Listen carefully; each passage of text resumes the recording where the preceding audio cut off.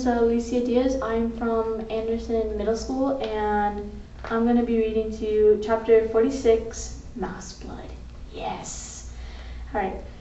Despereaux stood at the top of the dungeon stairs, peered into the darkness that waited him below.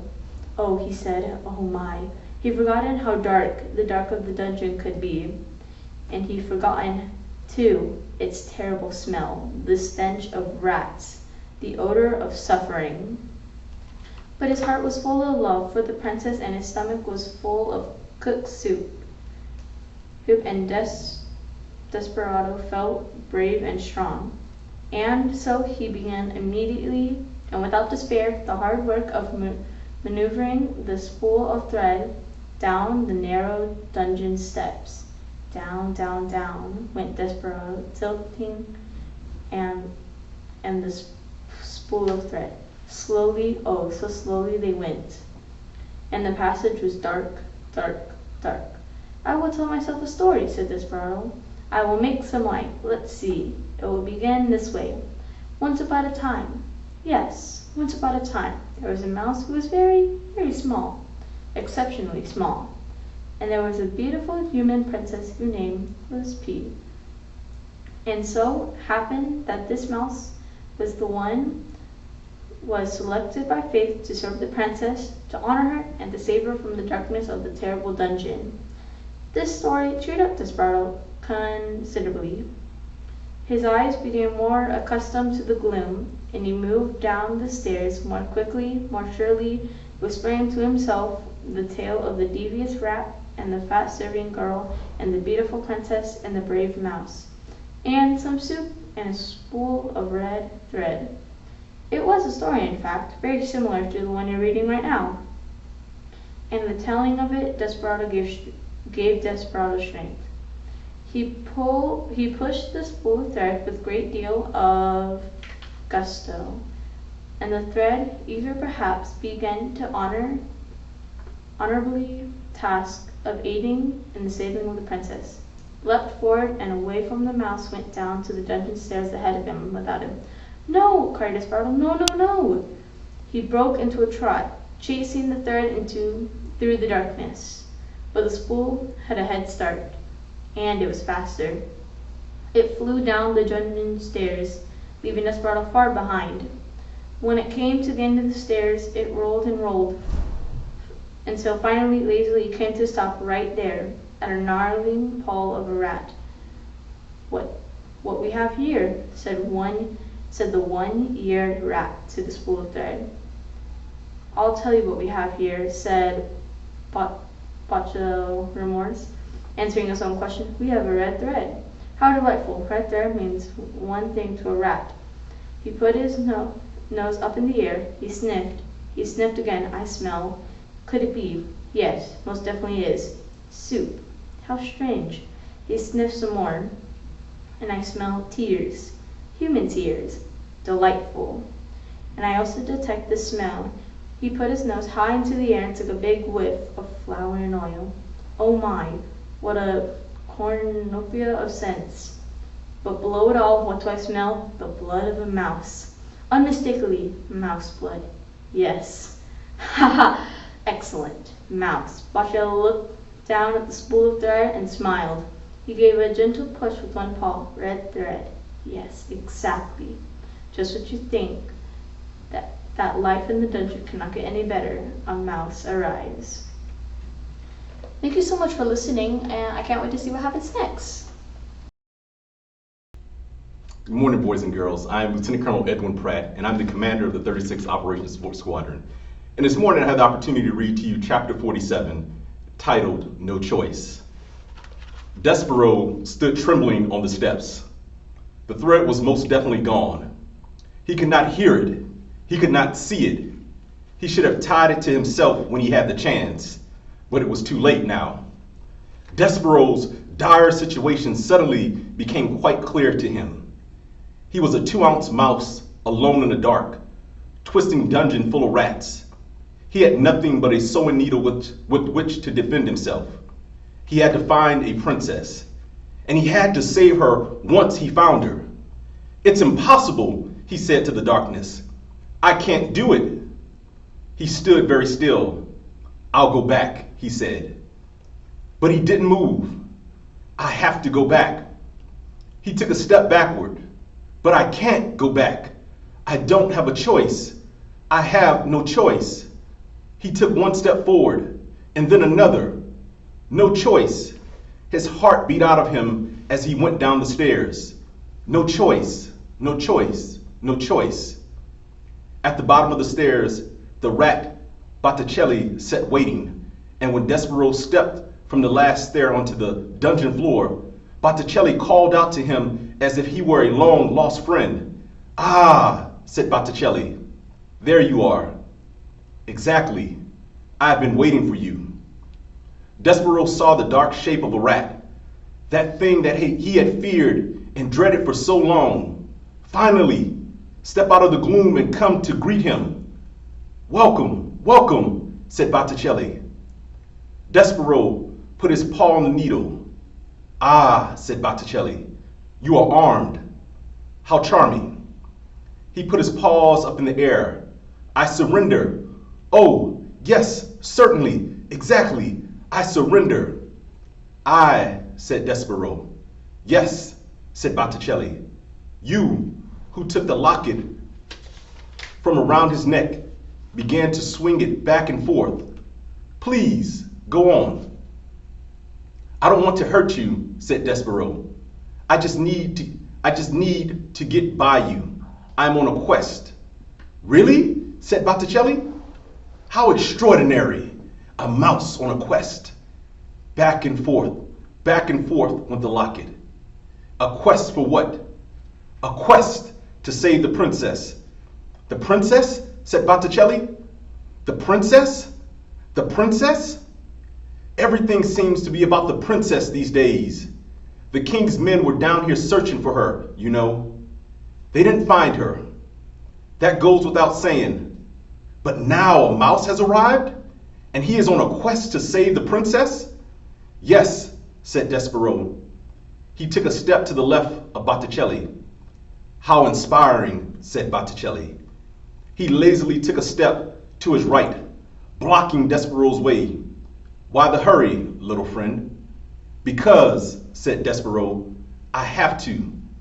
Yes, yes, you have to save the princess. Exactly. But before you save her, you must find her, correct? Yes, said Despereaux. What if, said Botticelli, what if I told you that I know exactly where the princess is? What if I told you that I could take you right directly to her? Said Despereaux.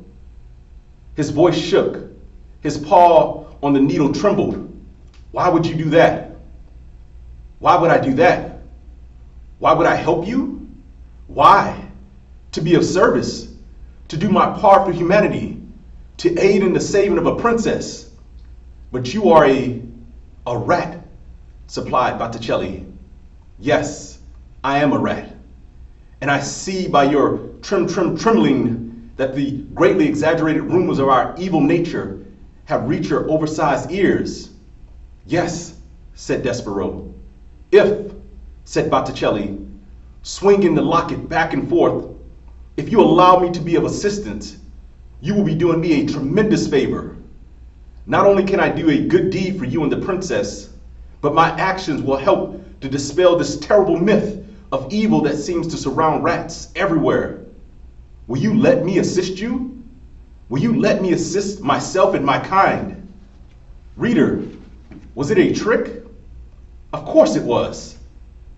Botticelli did not want to be of service. Far from it. You know what Botticelli wanted? He wanted others to suffer. Specifically, he wanted this small mouse to suffer. How best to do that? Why? Take him right directly to what he wanted, the princess. Let him see what his heart desired, and then, and only then, faced with what he loved, would Despereaux die.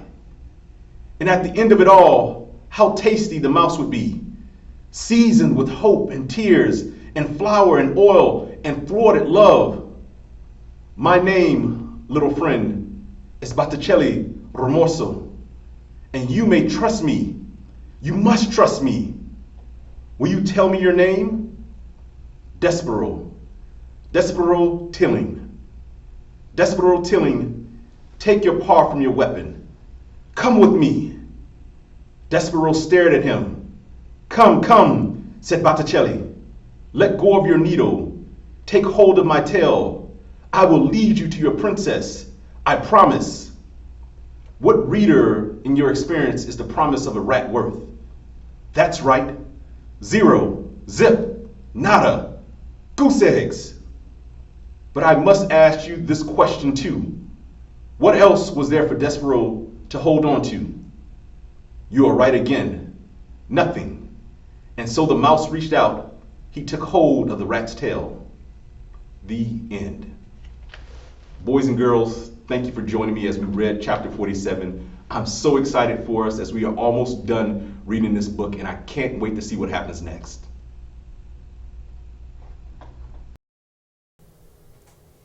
Chapter 48, On the Tail of a Rat. Have you ever had hold of the tail of a rat? At best, it is an unpleasant sensation, scaly and cold, similar to holding on to a small, narrow snake. At worst, when you are dependent upon a rat for your survival, and when a part of you is certain that you are being led nowhere except to your death, it is a hideous sensation, indeed, to have nothing but a rat's tail to cling to. Nonetheless, Despereaux held on to Botticelli Rimorso, and the rat led him deeper and deeper into the dungeon. Despereaux's eyes had, by this point, adjusted quite well to the darkness, though it would have been better if they had not, for the things he saw made him shiver and shake. What did he see? He saw that the floor of the dungeon was littered with tufts of fur, knots of red thread, and the skeletons of mice. Everywhere there were tiny white bones glowing in the darkness. And he saw, in the dungeon tunnels through which Botticelli led him, the bones of human beings, too, grinning skulls and delicate finger bones, rising up out of the darkness and pointing toward some truth best left unspoken. Despereaux closed his eyes. But it didn't help. He saw as if his eyes were still open, wide the bones, the tufts of hair, the knots of thread, the despair. Ha, exactly, Botticelli laughed as he negotiated the twists and turns. Oh, yes, exactly. If what was in front of Despereaux was too horrible to contemplate, what followed behind him was perhaps even worse. Rats. A happy, hungry, vengeful parade of rats, their noses up in the air, sniffing, sniffing. Mouse, sang out one rat joyfully. Yes, oh yes, mouse, agreed another. But something else too. Soup, called out another rat. Yes, soup, the others agreed. Blood, sang a rat. Blood, they all agreed together. And then they sang, here, mousey, mousey, mousey, here, little mousey. Botticelli called out to the other rats. Mine, he said. This little treasure is all mine, gentlemen and ladies. Please, I beg you, do not infringe on my discovery. Mr. Rimorso, said Despereaux. He turned and looked behind him and saw the rats, their red eyes and their smiling mouths. He closed his eyes again. He kept them closed. Mr. Rimorso, he shouted. Yes, said Botticelli. Mr. Rimorso, said Despereaux, and he was crying now. He couldn't help it. Please, the princess. Tears, shouted the rats. We smell tears, mousey, we do. Please, shouted Despereaux. Little friend, said Botticelli. Little Despereaux Tilling, I promised you, and I will keep that promise. The rat stopped. Look ahead of you, he said. What do you see? Despereaux opened his eyes. Light, he said. Exactly, said Botticelli. Light. Hi, my name is Captain Gordon and I'm with the Space Force. I have the pleasure of reading to you today and I can't wait to get started. I'm reading chapter 49. What do you want, Migrisal? Again, reader, we must go backward before we go forward. We must consider for a moment what had occurred with the rat and the servant girl and the princess down in the dungeon before Despereaux made his way to them. What happened was that Roscuro led the P and Mig deep into the dungeon to a hidden chamber, and there he directed Mig to put the princess in chains. Gore, said Mig. She's gonna have a hard time learning her lesson if she's all chained up like that. Do as I say, said Risquero. Maybe, said Mig, before I lock her up, her and me could switch outfits so we can start in already with her being me and me being a princess. Oh yes, certainly, said Risquero. What a wonderful idea, Mrs. Meggery. Princess, take off your crown and give it to the servant girl. The pea sighed and took off her crown and handed it to Meg. And Meg put it on, and it slid immediately right down her small head and came to a rest, quite painfully, on her poor, abused ears. It's a biggish thing, she said, and painful like. Well, well, said Risquero. How do I look? Mig asked, smiling at him. Ridiculous, he said. Laughable. Mig stood, blinking back tears. You mean I don't look like a princess? She said to the rat. I mean, said Risquero, you never look like a princess, no matter how big your crown you put on your head and your teeny head. You look exactly like the fool you are. Always will be. Now, make yourself useful and chain the princess up. Dress-up time is over. Meg sniffed and wiped at her eyes, and then bent down to look at the pile of chains and locks on the floor. And now, princess, he said, I'm afraid it's time for your truth has arrived. I will now tell you what your future holds. As you consigned me to the darkness, so I consigned you to a life spent in this dungeon. Meg looked up. Ain't she going upstairs to be a servant maid? No, Risquero said. Ain't I gonna be a princess? No, said Risquero. But I want to be a princess. No one, said Risquero, cares what you want. As you know, reader, Miggery Sow has heard this sentiment expressed many times in her short life. But now, in the dungeon, it hit her with full force. The rat was right. No one cared what she wanted. No one had ever cared, and perhaps, worst of all, no one ever would care. I want, cried Meg. Shh, said the princess. Shut up, said the rat. I want, sobbed Meg. I want. What do you want, Meg? The princess said softly. Eh? Shouted Meg. What do you want, Miggery Sow? The princess shouted. Don't ask her that, said Risquero. Shut up! Shut up! But it was too late. The words had been said. The question, at last, has been asked. The world stopped spinning, and all of creation held its breath, waiting to hear what it was Miggery Sow wanted. I want, said Meg. Yes, shouted the pea. I want my ma, cried Meg into the silent, waiting world. I want my ma. Oh, said the princess. She held out her hand to Meg. Meg took a hold of it. I want my mother too, said the princess softly. And she squeezed Meg's hand. Stop it, shouted Risquero. Chain her up! Chain her up! Gore, said Meg. I ain't gonna do it. You can't make me do it. I have a knife, don't I? She took the knife, held it up. If you had any sense at all, said Risquero, and I hardly doubt that you do, you will not use that instrument on me. Without me, you will never find your way out of the dungeon, and you will starve here, or worse. Gore, said Meg. Then lead us out of here now, or I'll chop you up into little rat bits." "No," said Whiskerell. "The princess shall stay here in the darkness, and you, Mig, will stay here with her." But I want to go upstairs," said Mig. "I'm afraid we're stuck here, Mig," shouted the princess, "unless the rat has a change of heart and decides to lead us out." "There will be no change of heart," said Whiskerell. "None." "Gore," said Mig.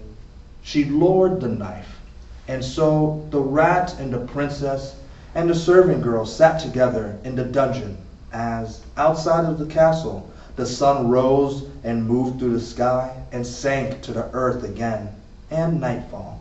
They sat together until the candle burned out and another one had to be lit. They sat together in that dungeon. They sat and they sat. And reader, truthfully, they might be sitting there still if the mouse had not arrived. Now, that's the end of the chapter. We're so close to the end, guys. Thank you. It's been a pleasure for me to read to you. My name again is Nick Gordon, the Space Force guy.